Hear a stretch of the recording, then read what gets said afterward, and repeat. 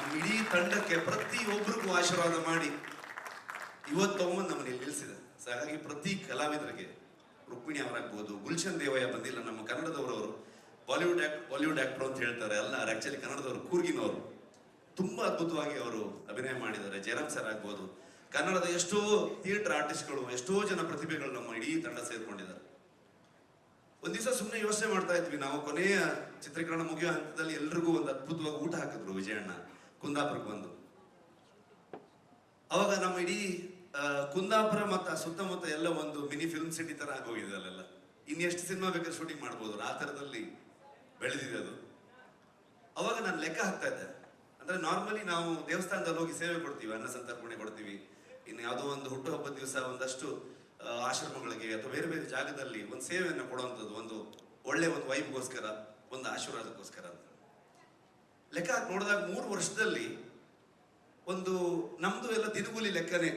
ಒಂದು ಲೆಕ್ಕಕ್ಕೆ ನೋಡಕ್ ಹೋದ್ರೆ ಅದನ್ನ ಲೆಕ್ಕ ಮಾಡಿದ್ರೆ, ಒಂದು ಮ್ಯಾನರ್ಸ್ ಅಂತ ಲೆಕ್ಕ ಮಾಡಿದ್ರೆ ಲಿಟ್ರಲಿ ಒಂದು 4ರಿಂದ 4.5 ಲಕ್ಷ ಮ್ಯಾನರ್ಸ್ಗೆ ಊಟ ಹಾಕಿದ್ದಾರೆ ಹೊಂಬಾಳೆ ಸಂಸ್ಥೆ ಈ ಸಿನಿಮಾದಿಂದ. ಸಿನಿಮಾದ ಕಲೆಕ್ಷನ್ ಬಗ್ಗೆ ಮಾತಾಡ್ತೀವಿ ನಾವು, ಅಥವಾ ಆ ಸಿನಿಮಾ ಏನ್ ರೆಕಾರ್ಡ್ ಮಾಡ್ತು, ಎಷ್ಟು ಚೆನ್ನಾಗಿ ಬಂದಿದೆ ಎಲ್ಲೂ ಹೇಳ್ತೀವಿ. ಆದ್ರೆ ಸಿನಿಮಾ ಒಂದು ಊರಿಗೆ ಬಂದಾಗ ಇಡೀ ಊರಿಗೆ ಅದು ಎಷ್ಟು ಚಂದದಲ್ಲಿ ಉದ್ಯೋಗನ ಸೃಷ್ಟಿ ಮಾಡುತ್ತೆ. ಅದ್ರ ಜೊತೆಗೆ ಎಲ್ಲರೂ ನಮ್ಗೆ ಕೊಡುವಂತ ಆಶೀರ್ವಾದ ಇದೆಯಲ್ವಾ, ಎಲ್ಲವೂ ನನಗೆ ಅದು ಹೇಳೋದಕ್ಕೆ ಪದಗಳೇ ಇಲ್ಲ ಅಂತ ಒಂದು ಕೆಲಸ. ಹಾಗಾಗಿ ಕಾಂತಾರ ಶುರು ಮಾಡಿದಾಗ ಸಿನಿಮಾ ಅಲ್ಲಿಂದ ಅದೊಂದು ಇಮೋಷನಲ್ ಜರ್ನಿ ಆಗ್ತಾ ಹೋಯ್ತು, ಪರ್ಸನಲ್ ಜರ್ನಿ ಆಗ್ತಾ ಹೋಯ್ತು. ತುಂಬಾ ದೊಡ್ಡ ತಂಡವಾಗಿ ಬೆಳೆದಿದೆ, ಸಾವಿರಾರು ಜನರು ಇವತ್ತು ಕೆಲಸ ಮಾಡಿದ್ದಾರೆ ಸಿನಿಮಾಗೆ. ನಿಮ್ ಪ್ರತಿಯೊಬ್ಬರಿಗೂ ನಾನು ಥ್ಯಾಂಕ್ಸ್ ಹೇಳಲಿಕ್ಕೆ ಇಷ್ಟಪಡ್ತೀನಿ. ಟ್ರೈಲರ್ ಬಿಡುಗಡೆ ಬಂದಾಗ, ಕಾಂತಾರ ಫಸ್ಟ್ ರಿಲೀಸ್ ಆದಾಗ್ಲೂ ಕೂಡ ಎಲ್ಲರೂ ಕೇಳಿದಾಗ ನಾನು ಹೇಳಿದ್ದು ಒಂದೇ ಒಂದು ಮಾತು, ಇದು ಇಷ್ಟು ದೊಡ್ಡದು ಆಗೋದಕ್ಕೆ, ಇವತ್ತು ಇಷ್ಟು ದೊಡ್ಡ ಬಜೆಟ್ ಅಲ್ಲಿ ಸಿನಿಮಾ ಆಗ್ಬೋದು, ಎಲ್ಲವನ್ನ ಸುಮಾರು ಜನ ಮಾತಾಡ್ತಾರೆ, ಇಷ್ಟು ದೊಡ್ಡ ಸ್ಕೇಲು ಅದು ಇದೆಲ್ಲ ಅಂತ ಅನ್ಕೊಂಡು, ವಿಶ್ವ ಮನ್ನಣೆ ಇವೆಲ್ಲವೂ ಇರ್ಬೋದು. ಎಲ್ಲದಕ್ಕೂ ಕಾರಣ ಆಗಿರೋದು, ಮೂಲ ಕಾರಣ ಕನ್ನಡಿಗರು, ಕನ್ನಡದ ಮಾಧ್ಯಮದವರು. ನೀವು ಅದನ್ನ ಇಷ್ಟು ದೊಡ್ಡ ಮಟ್ಟಕ್ಕೆ ತಗೊಂಡು ಹೋಗಿ ಅದನ್ನ ಅಂತಾರಾಷ್ಟ್ರೀಯ ಮಟ್ಟಕ್ಕೆ ಅಥವಾ ರಾಷ್ಟ್ರೀಯ ಮಟ್ಟಕ್ಕೆ ಅದನ್ನ ಪರಿಚಯಿಸಿ ಬೆಳೆಸಿ, ಇವತ್ತು ನಮಗೆ ನಿಜವಾಗ್ಲೂ ನಿಮ್ಮಿಂದ ಇವತ್ತು ಕಾಂತಾರ ಚಾಪ್ಟರ್ 1 ಆಗಿದೆ, ಇಷ್ಟು ದೊಡ್ಡ ಸಿನಿಮಾ ಹೊರ ಬಂದಿದೆ. ಅದು ಹೇಗ್ ಬಂದಿದೆ, ಅದು ಅಷ್ಟು ಎಕ್ಸ್ಟ್ರಾರ್ಡಿನರಿ ಇದು ಅದು ಅಂತಲ್ಲ ನಾನೇನು ಹೇಳಕ್ ಹೋಗಲ್ಲ. ಯಾಕಂದ್ರೆ ನಾವು ಇವತ್ತೇನಾಗಿದೆ, ಒಂದು ಸಿನಿಮಾ ಬಗ್ಗೆ ನಾವೇ ಜಾಸ್ತಿ ಮಾತಾಡ್ತೀವಿ. ನನ್ನ ಪ್ರಕಾರ ನೀವು ಮಾತಾಡಬೇಕು, ನಿಮ್ಗೆ ಹೇಗೆ ಅನ್ಸುತ್ತೆ ಅಂತ ನೀವು ಹೇಳಬೇಕು. ಜನರಿಗೆ ನಾವೇನೇ ಹೇಳಕ್ ಹೊರಟಿದೀವಿ ಅದು ಎಷ್ಟು ಮಟ್ಟಿಗೆ ರೀಚ್ ಆಯ್ತು ಅನ್ನೋದೇ ತುಂಬಾ ಇಂಪಾರ್ಟೆಂಟ್ ಆಗುತ್ತೆ. ಅಷ್ಟೇ ಹೇಳಕ್ ಇಷ್ಟಪಡ್ತೀನಿ. ಇನ್ನ ಜನರಲ್ ನಾಲೆಜ್ ಇಲ್ಲ, ಯಾಕಂತಂದ್ರೆ 3 ವರ್ಷ ಆಯ್ತು, ಏನ್ ನಡೀತಿದೆ ಗೊತ್ತಿಲ್ಲ ಪ್ರಪಂಚದಲ್ಲಿ. ಸೊ ಸಿನಿಮಾದೊಳಗಡೆ ಮುಳುಗೋಗಿದ್ದೀವಿ,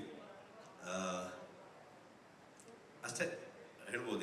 ಇನ್ನೇನು ಬಂದ್ವಿ 2ನೇ ತಾರೀಕು ಪ್ರಪಂಚದಾದ್ಯಂತ ಹೊಂಬಾಳೆ ಅಂತ ಸಂಸ್ಥೆ ಪ್ರಗತಿ ಆವಾಗಲೇ ಹೇಳಿದಾಗೆ ನನಗೆ ಒಂದು ಲೈನ್ ಕಥೆಯನ್ನ ಹೇಳಿ ಅದನ್ನ ನನ್ನ ಮೇಲೆ ನಂಬಿಕೆ ಇಟ್ಕೊಂಡು, ಅಲ್ಲಿಂದ ನಾನು ಅವರಿಗೆ ಪರಿಚಯ ಮಾಡಿದಂಥ ನನ್ನ ತಂಡದ ಮೇಲೆ ನಂಬಿಕೆ ಇಟ್ಕೊಂಡು ಇಲ್ಲಿವರೆಗೆ ಬಂದಿದ್ದೀವಿ.